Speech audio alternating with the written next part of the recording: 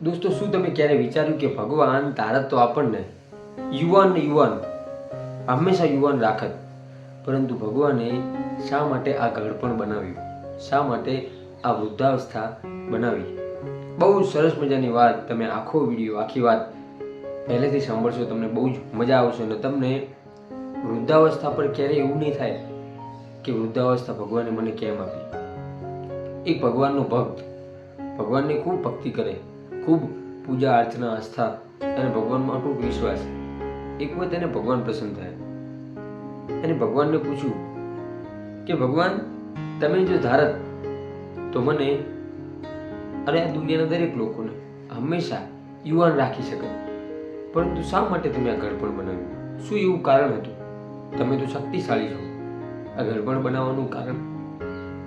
ત્યારે ભગવાને એ ભક્તને ખૂબ શાંતિથી કહ્યું કે સાંભળ, વૃદ્ધાવસ્થામાં હું માણસની આંખની રોશની ઓછી કરી દઉં છું, જેથી કરીને એ માણસ આ દુનિયાની મોહમાયા જોઈ ન શકે, એમાં જીવી ન શકે. કારણ કે એની રોશની ઓછી થઈ જાય તો એને વધારે નવું નવું જોવાની કંઈ ઈચ્છા ન થાય.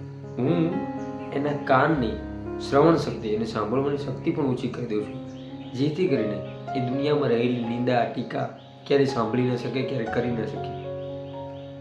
વૃદ્ધાવસ્થામાં હું જે તે વ્યક્તિના પગ નબળા પાડી દઉં છું, જેથી કરીને એને દુનિયા વિચરણ કરવાનું, એને દુનિયામાં ફરવાનું મોહ ન રહે. વૃદ્ધાવસ્થામાં હું એને એકદમ પથારીવશ કરી દઉં છું, જેથી કરીને એ ક્યાંય ફરી ન શકે, ક્યાંય આવી જાવી ન શકે. અને એને મનની અંદર એવો આભાસ થાય કે આ દુનિયામાં જે કંઈ પણ છે એ માત્ર એક સમય માટે છે, એક ટેમ્પરરી છે, કાયમ ક્યારેય કશું રહેવાનું નથી, એવું એને અનુભવ કરાવું છું. હું એની સુંદરતા લઈ લઉં છું, એના ચહેરા પર કરચલીઓ પાડી દઉં છું, જેથી કરીને એનું અભિમાન, એને સુંદરતાનું અભિમાન એ જે છે એ ઓગળી જાય છે. તું વિચાર કર કે જો હું આવું ન કરું તો કોઈ વ્યક્તિ દુનિયા છોડવા તૈયાર થાય ખરો? કોઈ વ્યક્તિ આ મોહ માયાની દુનિયા છોડવા તૈયાર થાય ખરો? આ મોહ માયાની દુનિયા છોડાવવા માટે જ મેં ઘડપણનું સર્જન કર્યું છે. ઘડપણનું સર્જન કરીશ તો જ જે તે વ્યક્તિ મોહ માયા છોડી શકશે, આ દુનિયા છોડી શકશે. અધરવાઇઝ વ્યક્તિ કાયમ જો એવું ને એવું રહેશે તો એ દુનિયા ક્યારેય નહીં છોડે, અને દુનિયા છોડવાનો મોહ જશે નહીં. એટલે ઘડપણ બનાવવાનું મારો હેતુ, મારું કારણ માત્ર આ જ છે. પછી એ ભક્તને ખૂબ સરસ રીતે સમજાઈ ગયું. જેમ એ ભક્તને સમજાવું એમાં આપણે પણ જો સમજી લઈએ અને ઘડપણને ખૂબ પ્રેમથી વધાવીએ. ઘડપણ એ એક સુવર્ણ કાળ છે. ફરીથી નાના બાળક બનવાનો એક કેળો છે, ફરીથી નાનપણમાં જીવવાનો કેળો એ ઘડપણ છે.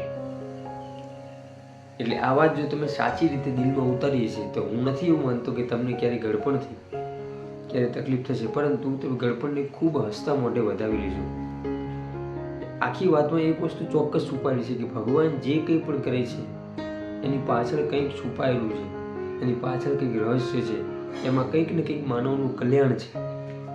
વાત જો સાચી લાગી હોય તો વિડીયોને લાઈક કરજો, ચેનલ પર ન હોય તો ચેનલને સબસ્ક્રાઈબ કરજો, અને આવા જ બીજા સરસ મજાના વિડીયો જોવા માટે આપણી યુટ્યુબ ચેનલ હોવાની મારી વાતોને સબસ્ક્રાઈબ કરજો.